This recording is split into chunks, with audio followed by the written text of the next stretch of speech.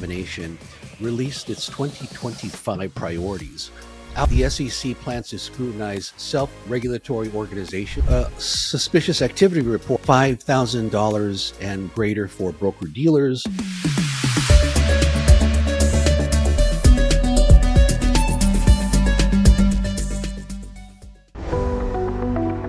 Today's episode is sponsored by TyPi. TyPi revolutionizes enterprise application development, turning business ideas into robust, data, and AI-driven solutions. With TyPi's drag-and-drop features providing intuitive user interfaces coupled with what-if scenario capabilities, TyPi empowers business analysts to make insightful decisions that are fundamental to drive today's dynamic business. Today, we're going to talk about the SEC priorities and the Corporate Transparency Act. Late last year, the SEC's Division of Examination released its 2025 priorities. As expected, the list includes routine examination areas like investment advisors, investment companies, and broker-dealers. But beyond that, the SEC plans to scrutinize self-regulatory organizations, or SROs, entities that oversee parts of the financial markets. Major SROs might include FINRA, Financial Industry Regulatory Authority, MSRB, Municipal Securities Rulemaking Boards, the National Securities Exchanges like the NYSE and NASDAQ, and then the NFA, which stands for National Futures Association. As part of this oversight, the SEC will be testing for compliance with regulation systems, compliance, and integrity, a critical set of rules designed to ensure the resilience of market technology. But they'll also be examining clearing agencies focusing on liquidity, risk management, and regulatory compliance. Additionally, the SEC will review municipal advisors, assessing their fiduciary duties, transfer agents, evaluating how they safeguard funds, maintain records, and implement emerging technologies, cybersecurity measures, ensuring firms protect investor data and maintain operational resiliency. Another priority, the use of AI, digital advisory tools, and automated trading platforms. The SEC wants to ensure these technologies have proper compliance frameworks and internal controls in place. And of course, crypto asset related services remain on their radar. The focus here is on risk management, compliance practices, and investor protections. However, one of the biggest priorities remains anti-money laundering compliance, or AML compliance.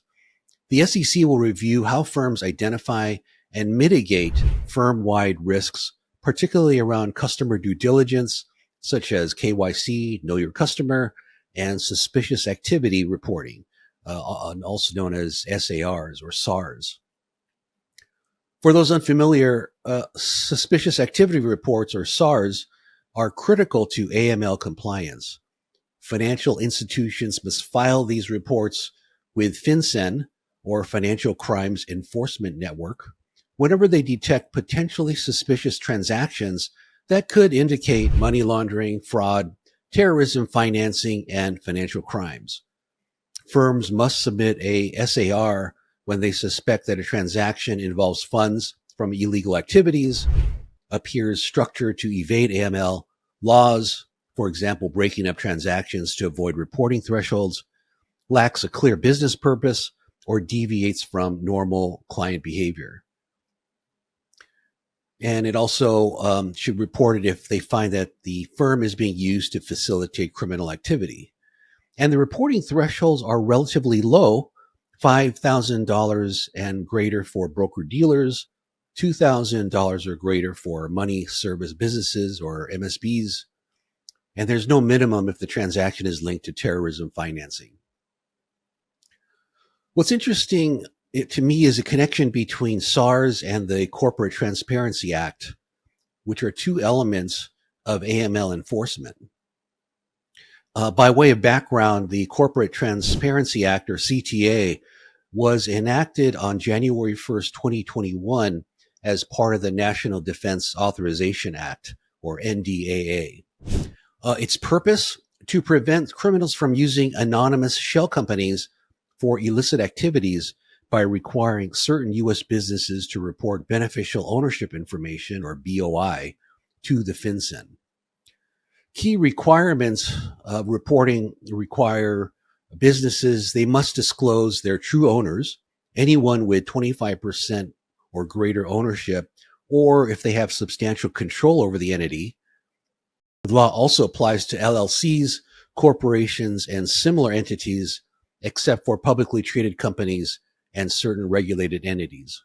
The law applies to the CTA was initially vetoed by then President Donald Trump, but Congress overrode the veto on January 1st, 2021, making it a very rare bipartisan agreement.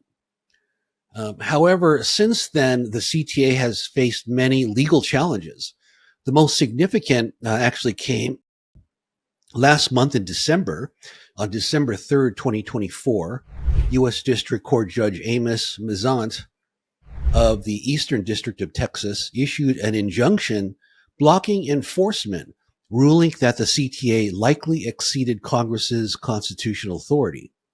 This ruling came in the case of Texas Top Cop Shop, Inc. versus Garland. However, on January 23rd, just last week, the Supreme Court lifted that injunction, but it was only for this specific case, because meanwhile, a second nationwide injunction stopping the enforcement of the CTA was issued by Judge Jeremy Kernodle. He was also from the Eastern District of Texas, and it remains in effect. This injunction that still is in effect prevents the FinCEN from enforcing the CTA's reporting requirements nationwide. Since they were really separate legal challenges, the Supreme Court's decision to overturn Judge Mezant's ruling doesn't affect the second injunction unless the court explicitly rules on it, which they have not yet done. So as of today, the FinCEN has stated that businesses are not required to file beneficial ownership information and will not face penalties while the injunction remains in place. So why is there so much resistance to the CTA? The CTA's enforcement has sparked strong opposition, mainly on constitutional and practical grounds. The 10th Amendment being one of them, and the biggest argument against CTA revolves around the 10th Amendment, which basically states that it reserves the right, the powers not delegated by the federal government to the states.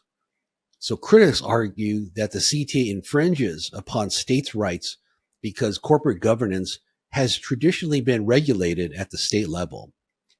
This principle has been invoked on several legal challenges, including fairly recently the Affordable Care Act.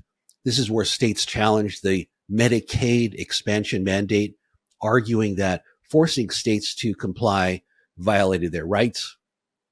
Another one was the marijuana legalization, where states like Colorado and California used the 10th Amendment arguments to resist federal enforcement of marijuana laws. And then another recent one related to immigration enforcement, where some states challenged federal mandates requiring them to enforce immigration laws at the state level. So now the CTA is facing a similar challenge, with opponents claiming that corporate registration and reporting requirements should remain a state function rather than a federal mandate imposed by FinCEN. Other key challenges, again, constitutional overreach, where critics argue that the CTA exceeds Congress's authority under the Commerce Clause, claiming it intrudes on state-registered business oversight. It also states that the CTA requires businesses to disclose personal ownership information, which might raise concern about unauthorized access, misuse of sensitive data, privacy, and data security.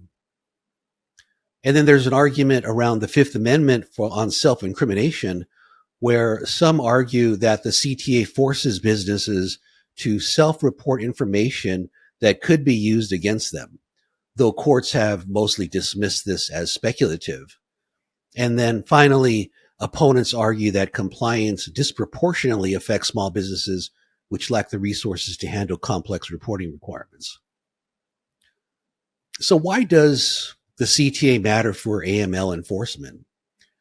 Despite these challenges, the federal government asserts broad authority over financial crimes and money laundering. The Commerce Clause gives Congress the power to regulate economic activity at the national level, which FinCEN argues justifies the CTA's enforcement. However, the CTA remains blocked. The SEC's AML examination efforts will likely be hampered as a key transparency tool in identifying illicit financial activities would be unavailable. This overlap between financial regulation, legal challenges, and political debates is a great example of how business, government, and law intersect. If you found this discussion insightful, please like and subscribe. Feel free to leave a comment. I'd love to hear your thoughts.